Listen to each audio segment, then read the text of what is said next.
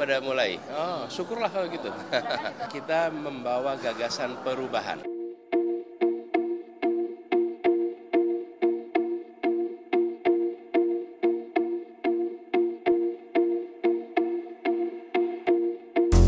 Pak Anies Rashid Baswedan. Pada mulai, syukurlah kalau gitu.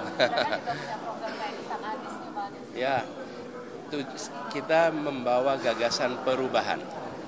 Dan perubahan itu dimulai pada saat kampanye. Satu, membuat kampanye menjadi berkualitas.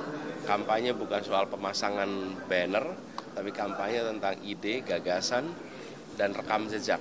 Dan itu dimulai dengan kegiatan diskusi. Lalu yang kedua adalah dialog langsung dengan seluruh masyarakat, salah satunya lewat live TikTok. Jadi ketika kemudian itu diikuti, kami bersyukur. Dan mengikuti itu memerlukan kebesaran hati. Jadi saya menghormati kebesaran hati mereka untuk ikut di dalam rute yang kami tempuh.